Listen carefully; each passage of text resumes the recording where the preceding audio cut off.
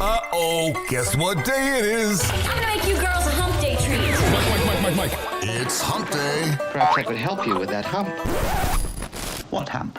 A very good day for some midweek malarkey. Well, my goodness, it is that time again. It is time for some midweek malarkey.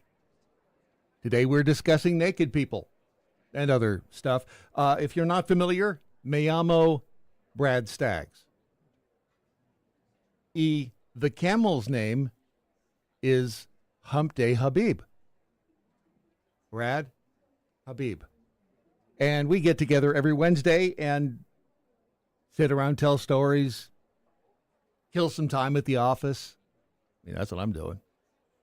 Sitting here at the desk, killing time, waiting for it to hit 5 o'clock. So if you are listening on or watching on any of the platforms, you can always go over to thedailymojo.com, and right there, I think it's underneath. You'll see it, Midweek Malarkey. Just click on that. You can join the chat over there. And also, and there's Lungless. Hola. We start today. Let's see. Where shall we start? This is a great place to start. And I want to credit Andrew's McMeal Almanac for this crazy fun fact for today. Who knew? Today's crazy fact, according to estimates from the CIA, residents of the 3/4 square mile Principality of Monaco enjoy the longest life expectancy in the world at an average of 89.6 years. That's pretty good. I mean, as long as, what was it Sam Kinison used to say? As long as you don't stink and it doesn't hurt to pee, you can hang around. And then I want to thank, who was it that retweeted this? And it doesn't even matter if it's in fact Lawyer Kitty Day, because if you remember the lawyer that couldn't get I think it was a Snapchat or the Insta filter off of his camera during the great pandemic, you'll enjoy this because it's funny. Mr. Ponton, I believe you have a filter turned on in the video settings. You might want to we're trying to. Can you hear me, Judge? I can hear you. I think it's a filter. It is, and I don't know how to remove it. I've got my assistant here. She's trying to, but I'm prepared to go forward with it. I'm here live. I'm not a cat. I can see that. I think if you click the up arrow next to the start video or stop video button at the bottom, you'll see video settings. And I believe in video settings, you will see the video filters option that you can turn off. You know, even There we go. even if this was fake, even if it was fake, that is still one of the best videos ever to come out of COVID. And anywhere else for that matter.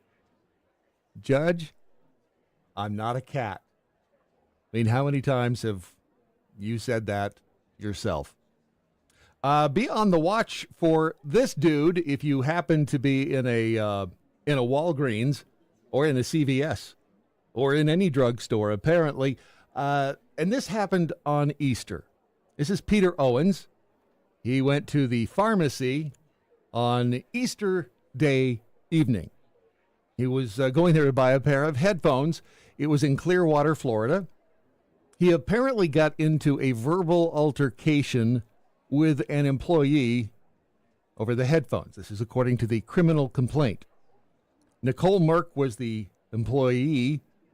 She was actually the store manager, doing all right for herself. She approached Mr. Owens here, Peter, asked him to leave the Walgreens. Don't know why. Maybe she just didn't like the way he looked. Maybe he had already said some nasty things to her, but she asked him to leave the Walgreens. At that point, Peter, who was carrying a Bible, because after all, it was Easter Sunday, he used the Bible in his hand and struck Nicole in the face one time before he exited the store. That was only once, right? I mean, after the alleged Bible battery, cops located Owens, took him into custody. After being read his rights, Owens reportedly admitted to striking Merck in the face one time, just one time, with the Bible because, well, she was being rude to him. You can understand that, right? I mean, come on. Who'd want to be rude to that guy right there, right? Peter stated he did not mean to hit her, according to the officer. That's what's in the report. Criminal charge against Owens was enhanced to a felony count since he has a 2020 conviction in Michigan for assault and battery. Whoa, hang on now. I mean, Peter has a history of whacking people upside the head. Anger management. He was released from county jail. Let's see, this was last week, I believe. After posting $5,000 bond, a judge has ordered him to have no contact with Merck, and he must stay away from the Walgreens outlet. That's a drag because Walgreens has some cool stuff. According to his Facebook page, Owens works as a golf instructor and is a Wayne State University graduate. If you go anywhere to take golf lessons, you might want to burn this face into your brain because, well, if you slice it, who knows what he's going to do, especially if he has a club in his hand. I mean, she's just lucky she wasn't playing golf with him, if you think about it. All right, and if you're listening to the podcast version of this, I want to paint a picture of this next individual. He is sitting in a wooden chair, much like the ones you see in a courtroom. He's wearing an orange jumpsuit, much like you would see a prisoner wearing. He has got handcuffs on, again, much like you would see a prisoner wearing. So this guy is, in fact, a prisoner. He's being held in jail. But why? Well, here's the thing. He's up in Alaska, and he needed some company. And so he made a phone call, or he went to the local area wherever he was in Alaska. I guess it was near downtown Anchorage. And he found a woman who was willing to give him some lovin' for a price, if you know what I'm saying. Now, she and he drove apparently someplace to pick up some beer, maybe. He got out of his vehicle, left her inside the vehicle. Now, she is, she's breaking the law to begin with, so, you can't trust her. She decided to dig around in his center console, and she happened to find a digital memory card right there. And I don't know, the last time you bought a digital memory card, an SD card, they are not cheap. The good ones aren't cheap anyway. So she's in there. She's thinking, hey, I got a great deal, 5-finger discount on an SD card, digital memory card. So we don't know what happens maybe we do know what happens that night. Just use your imagination. 4 years later, she decides that she's going to look and see what's on the digital memory card. And it turns out that on the digital memory card, there happened to be pictures, photos, videos of another woman being beaten and strangled at a Marriott hotel, and this dude's voice in the background, urging her to die. She was being snuck outside on a luggage cart. In the movies, everybody always dies. The voice says on the video, what are my followers going to think of me? People need to know when they're being serial killed. Probably not a good idea for a serial killer such as this dude, allegedly, to leave the SD card with the evidence of his crimes in his truck with an unattended prostitute. He is 52. His name is Brian Stephen Smith. He's a South African native. Excuse me. He's a native of South Africa. And they found out from a prior investigation that he has kind of a history of doing bad stuff. He has so far pled not guilty to 14 charges, including first and second degree murder, sexual assault, and tampering with evidence in the deaths of Kathleen Henry and Veronica Abachuk. This was back in February of 2019.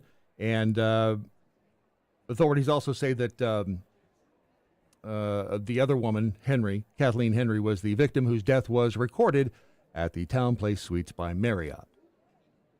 Again, word of advice, serial killers everywhere. Don't leave your SD cards in your vehicle alone with a prostitute. Sometimes you just can't trust them. Take a good long look at this guy's license. You can see that it's a Texas driver's license, and you can see that his first name would be literally anybody, and his last name is Else. This guy is lives in Texas, and strangely, this guy is on the ballot, figuring that if you hate both of the candidates that are currently on the ballot, that you'd literally vote for literally anybody else. So he absolutely changed his name officially to literally anybody else. He lives in North Richland Hills in Texas. He's a 35-year-old 7th grade math teacher, a U.S. Army veteran. Thank you for your service. He legally changed his name from Dustin Eby, or Eby. The candidate says his goal is to inspire change. That's nice. He wants to inspire change. America should not be stuck choosing between the king of debt, his self-declaration, and an 81-year-old. Reads the declaration on Else's campaign website. Literally anybody else isn't just a person, it's a rally cry. You see what he did there? His name is double duty. Well, no, it's literally anybody else, but his name is doing double duty. I don't know if double duty lives down the street or where they are, but you get the idea. According to NBC5 here in the Dallas-Fort Worth area, Else needs the signatures of 113,151 registered voters who did not vote in the presidential primary by May 13th in order to run as an independent candidate. Will you help? Asking for a friend.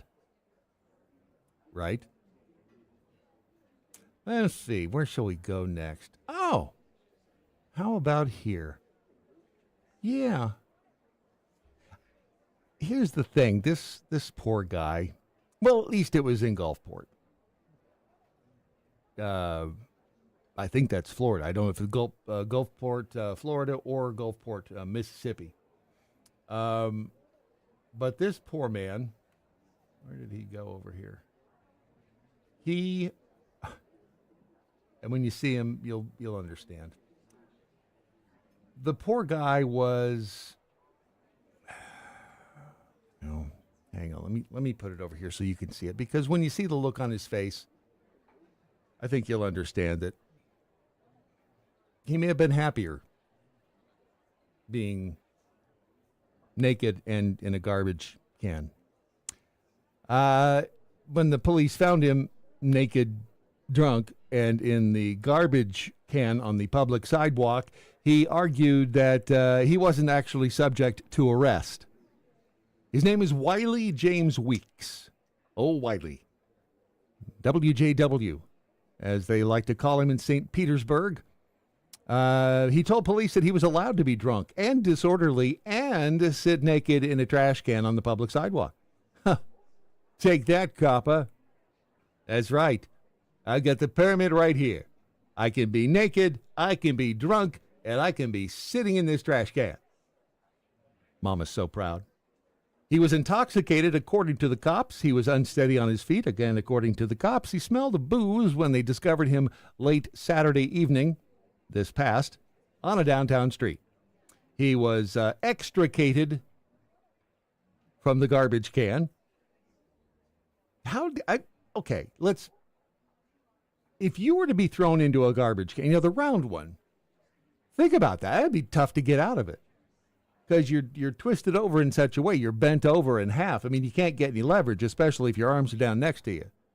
And the best you can hope for is like roll over, get it up on your, on your feet, and then you got the trash can sticking out your hind end sort of. You get the idea. But it's tough to get out of a trash can like that. Don't ask me how I know. So, and it was a corner trash can. I don't know what a corner, I guess they just mean on a street corner. Just a street corner trash can. I thought, wow, are they making different trash cans for the corner these days? He was arrested for disorderly intoxication and resisting an officer without violence, both of which are misdemeanors. In addition to claiming that he could not be punished for his take on Oscar the Grouch, Week said he did not have to provide officers with his name or demographics. Oh, contraire, mon ami. That's one of those times I think you might have to. He pled on the 7th, so 3 days ago. He pled guilty to both counts. He was fined $520. If you are wondering, yeah, he has a rap sheet, and there are several entries for theft, disorderly conduct, panhandling, criminal mischief. Criminal mischief never really, it doesn't sound that serious, does it? Criminal mischief. It's like, it's just, that's like, lighting a firecracker behind somebody. It's criminal mischief. It doesn't sound like you should be, I don't know, thrown in jail for that or arrested for that matter. It's just mischief. And he had other misdemeanor convictions as well. One of his prior busts came after he and a male friend, just buddies, were spotted. Okay, maybe they're not just buddies. They were spotted drunk and naked on a Tampa street after they exited a bar. I don't know who the buddy is, but at some point you do have to look over at Wiley and say, dude, why are we naked? And nothing wrong with being naked, don't get me wrong. Who doesn't enjoy being naked? But when you're downtown in a bar with a buddy, might want to keep the clothes on. They told the cops that they thought it would be funny to strip off their clothes. We're just friends. I swear, just friends. The court and the jail records alternately describe Weeks as a transient and a resident of Gulfport. That's a city bordering St. Petersburg. Apparently, it is in Florida. Who knew? Mamas, don't let your babies grow up to be naked and walking down the street with their buddies. I mean, it's just not right. It is just not right. There she is, right there. This is a weird story. And you know what? I'm just gonna start with that picture right there. It's a picture of looks to be a sheriff's deputy, or just a police officer. Dude's been working out, right? And he has someone in custody. It says so right there on front of the picture. He's holding somebody. They have their hands behind them in handcuffs, and they're wearing, I don't know, looks like a galosh on top of their head. But this all started back just a few days ago on April the 8th. I'll read you the headline. Slidell Police Department asking for the public's help in finding a woman reportedly wielding an axe at a campsite, according to officers about 7:24 on Monday this week. A man called police telling them that he had been chased out of a wooded area by a woman with an axe. Dear Penthouse, never thought I'd be writing to tell you a story like this, but I was sitting at the campsite. Okay, it's going to be scary if a woman, if she's running at you naked and she as an axe. The victim told Slidell that he'd been assisting a man in finding his way back to Mississippi, and went into a nearby patch of woods to check on him. Why does that sound suspect? Officer, there was a dude in the wood. I had to check on him. I'm trying to help him find his way back to Mississippi, and I thought he was in that patch of woods right over there. You know, that old chestnut. So he goes into the nearby patch of woods to check on dude number 2. While there, the victim said that he was approached by an angry woman. Do you really have to say angry? Anyhow, he was approached by an angry woman who was also naked and had an axe. And again, I say, how many times has that happened to me or you just today? He reportedly told officers that the woman then raised the axe over her head and began to chase him. Now, as he ran, he said the woman was close behind him, but he was able to outrun her and make it to his vehicle. The grand reveal, there's a woman right there. And remember, all persons are, in fact, presumed innocent until proven guilty in a court of law. At least that's the way it used to be back in the good old days of America. Maybe it's not that way anymore. No, by looking at the headlines of the news. So the Slidell police said the woman was last seen walking down a public road, still naked. But then they announced Tuesday, just yesterday, that the woman identified here as Angela Wagner, or Bob Wagner, either way, it's Angela. She's accused of chasing a man through the woods with an axe, all while naked. Officers say they found Wagner fully clothed at a truck stop and arrested her for 2 outstanding warrants. It's going to come in as a shock. You might want to sit down if you're standing. You might want to pull over if you're driving. But the police added that drugs are suspected to be a factor in the attempted attack. Just suspect. Again, remember, doesn't necessarily mean that there were drugs. It just means that they are suspected in the attack by the naked woman with the axe on the dude in the forest, checking on another dude. They were just friends. That's all, just friends. If you haven't gone to GetWellMojo.com, please do so. They have emergency medical kits, travel emergency kit. You know what? Dude could have used that travel emergency kit, could he not? I mean, you got a naked axe-wielding woman coming after you. You want to have some first aid supplies really, really close. Because that would suck if, she swings the axe, she nicks you, on the front or the back. And you're like, hey, what the hell? And you need a Band-Aid. And you don't have a Band-Aid, of course, unless you have the travel emergency kit from GetWellMojo.com. All right, now back to more of the fun and frivolity for this, a Wednesday in April. That would be the 10th, year of our Lord 2024, here on Midweek Malarkey. If you're not familiar, head to the Daily Mojo, and you will be able to find us right there. If you scroll down just a smidge, you will see companion shows right there on the front page, and you'll be able to watch us if, in fact, you are currently watching or listening to the podcast. We now head. Let's say we go to Willowick. You ever been to Willowick? Willowick, Ohio. Willowick is it's a town in Ohio. And again, much like the dude whacking the CVS or the Walgreens manager upside the head with a Bible, apparently on Easter, a lot of people were just irritated for no apparent reason.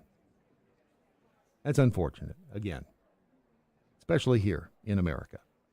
But the incident you're about to see happened the morning of Easter Sunday. It was caught by surveillance cameras. The victim, in this case, is a man by the name of Howard Tim Vernon. He has 3 first names. But Howard Tim Vernon was working the drive-thru at Burger King on Easter morning. It was a second job. He'd only been working there for a few months. And, in fact, that morning was rather strange. And here's why. Police are looking for tips this evening to catch the person seen on this surveillance video pulling a gun on a Burger King worker from the drive-thru. I would have never thought that I'd be at work taking somebody's order and somebody would want to pull a gun out on me. Nor I. So this happened in Willowick Easter morning, and despite the video evidence of this, officers haven't been able to locate the man or the vehicle he was driving. The worker who had that gun pointed at him told me that the customer was upset over... Why was he upset? Okay, what? Tell me why he's upset. Why is the customer upset? Pull into Burger King through the drive-thru. He's upset because what? His not enough mayo? There's no mustard? Not enough pickles? They held the pickles, they held the lettuce. The special orders maybe upset him. Nope, it's not. It's not what you're thinking. It's even better. For his bill being cheaper than he thought it should be. Yeah. Could you believe it had escalated to that point? No, not at all. Tim Vernon was working the morning shift. The guy was ordering 2 sausage, egg, and cheese croissants. This past Sunday at the Burger King on Vine Street in Willowick. And a sausage biscuit and a hash brown dip. When things took a dramatic turn when he says the customer had a problem with the bill. He thought that he should have been paying more money. I demand to pay more money for my incredible sausage biscuits. Again, I ask, how many times have you driven through a drive-thru and been angry because you didn't pay enough? Happens a lot in California, I know. But this dude drives through, is not happy that he hasn't, that his bill was too low. So you know this ain't happening in California. No, of course not. It's happening in Willowick, Ohio. We already said that. But the guy gets his food. The food is apparently fine, and he is just pissed off because he didn't get charged enough. Now, here's the amazing thing. They actually do have video of the dude getting out and holding the gun on the other man. And that video is right here. The bummer is that in Ohio, you don't have to have front license plates. So they got no way to identify him other than, he's in a gray Honda. So if you happen to be up in the Willowick, Ohio area and you see a guy eating fast food in a gray Honda, don't approach him. Mainly because he is crazy. He should move to California. He could pay all the money he wants to. If you haven't heard about the $25 Big Mac, Chicken McNuggets, just Google it. You'll see. Other people are upset, and they are at work, taking it out not by quiet quitting, but enacting what some are calling resenteeism. I miss the old days when people just went to work and, worked. But now, a district manager by the name of Jennifer Libby, she is with Insperity in Kansas City. She said that resenteeism describes employees who remain in roles that they find unsatisfying, either because they don't believe they can find a better opportunity or because they've tried and failed to find a job that they want. Over time, they begin to resent, hence resenteeism. They begin to resent their employer because they feel trapped in a job they do not want. See, you think you've got it bad? Over time, they begin to resent their employer. What's caused this disengagement among workers who go on autopilot at work? Well, it's a lack of advancement opportunities, a toxic corporate culture, an excessive workload, and feelings of burnout that all contribute to this resenteeism. You can bet that Webster will be adding that to the dictionary very, very soon. If employees want to try to escape these factors by searching for a new job but cannot find one, they may in fact experience resenteeism. See, you learned a brand new word today. As a public service, we are presenting to you this man. This man, on April 4th in Iowa, is accused of exposing himself to a kid in Walmart, in the toy aisle of Walmart. Walmart called the cops. They asked that a store surveillance photo of him be removed. Oh, no, this is the guy. This is that guy. So they have this surveillance video of him, just like that, right there. They've got surveillance video of him from which they grab this still. Take a good long look at it, because he called the cops and asked them if they would delete the photo of him from their police department Facebook page. You know, because, well, again, everyone is innocent until proven guilty. At least that's the way it used to be in the United States. They say that this man right there, who you don't stare at that picture because he does not want it on their police Facebook page. So don't look at it. Don't erase that picture from your mind. They say that this occurred 4 months ago at a Walmart Supercenter in Iowa City. The child told cops the adult followed her in the store, and when she looked over at the man, yeah, you can imagine. Walmart security video, the cop said, showed the man following the victim out of the toy aisle just before the victim reported the incident to her mother and in-store employees. Please do not remember this man's face. He does not want you to see him. All right? You got it? Did you get a screenshot yet? Shame on you. Shame on you. You got it? Take a picture with your phone. All right. Now you have it. Let's see. Look at the time. I know you want to get out of work. I do too. You know what I think we should do? We should end with this clip from Johnny Dangerously. My friend Mike Sacco sent it to me. And he sent me the audio, and I thought, man, I have heard that before. I just couldn't name the movie. And I said, well, it sounds familiar, don't know what the movie is, so can you tell me? And he did, and it was Johnny Dangerously. So we're going to play that here in just a second, just to kind of wrap things up. But as always, remember that, tomorrow morning, the Daily Mojo and all that stuff. And if you want to get in touch with us here at Midweek Malarkey, Brad at Mojo50. You can find me over on the socials at Real Brad Staggs, and take a look at the Daily Mojo app. It's out there on the App Store from Apple. I think we're working on the Google part. Thank you to my concubine, Ron Phillips, for getting that done. So today we leave you with this incredible piece of Americana from Johnny Dangerously. Suckers, you have violated my Fargan rights. This Samanambatching country was founded so that the liberties of common patriotic citizens like me could not be taken away by a bunch of Fargan iceholes like yourselves. Thank you very much. Right? And who doesn't feel that way? And there you have it. Another bunch of minutes you spent looking busy while sitting at your desk.